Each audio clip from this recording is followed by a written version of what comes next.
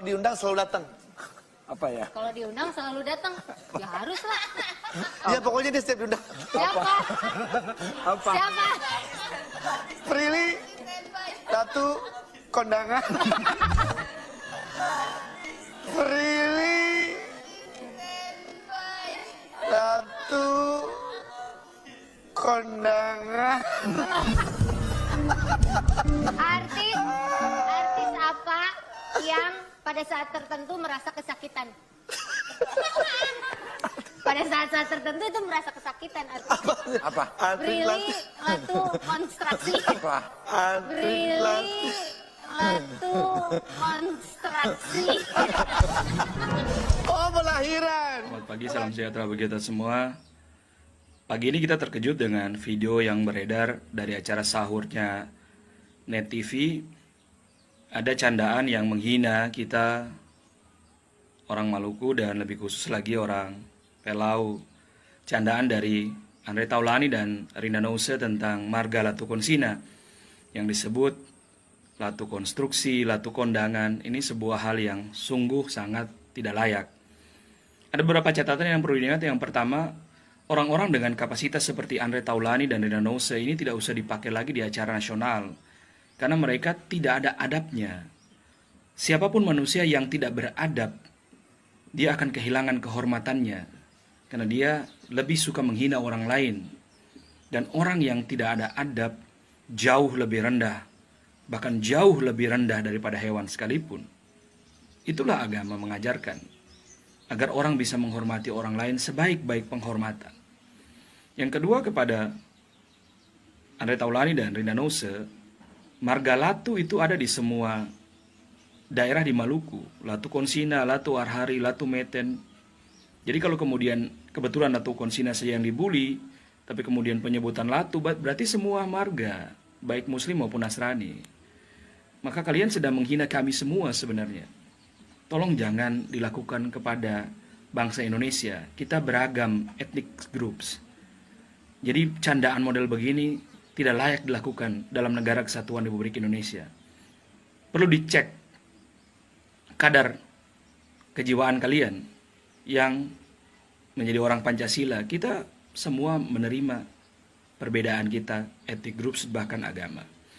Yang ketiga, bahwa kita semua warga Maluku tidak menerima dan saya kira akan melakukan langkah-langkah hukum untuk memproses situasi ini. Seluruh warga Hatuha, seluruh warga Pelau juga tidak akan menerima raja mereka yang bermarga Latu Konsina engkau lecehkan di publik seperti ini. Tentu konsekuensi hukum akan ditempuh melalui jalurnya. Dan ini menjadi pembelajaran kepada kita semua. Jangan coba-coba menghina dan meremehkan orang lain. Ingat, Andre Taulani, Rina Nose, batas antara tercemar dan terkenal itu tipis. Hati-hati kau. Terkenal dan tercemar itu tipis sekali. Maka berhati-hatilah akan adabmu agar engkau mulia. Mudah-mudahan ini menjadi pelajaran bagi kita semua dan terutama kau Andre Taulani dan Rina Nose. Allahumma afiq al-mutarik. Assalamualaikum warahmatullahi wabarakatuh. Keluarga saya yang bermarga Latu Konsina yang berasal dari Kampung Pelau, alhamdulillah kami sudah legowo dan menerima permintaan maaf dari Pak Andre Taulani dan Karina Nose. Karena kami tahu betul Pak Andre dan Karina itu tidak tahu dan tidak ada niat sedikit pun untuk menghina apalagi menyinggung orang-orang yang bermarga Latu Konsina atau Latu. Mereka pun tidak tahu kalau Latu Konsina itu adalah marga yang sakral untuk kami. Jadi kejadian ini adalah pure ketidaksengajaan, pure ketidaktahuan mereka atas marga bernama Latu Konsina. Dan saya sendiri, saya kenal sama Pak Andre, saya kenal dekat sama Karina, jadi saya tahu sekali mereka sama sekali tidak ada niat apapun. Memang mereka benar-benar tidak sengaja dan tidak tahu. Jadi kami semua dan saya tidak masalah dan sudah memaafkan atas kejadian ini.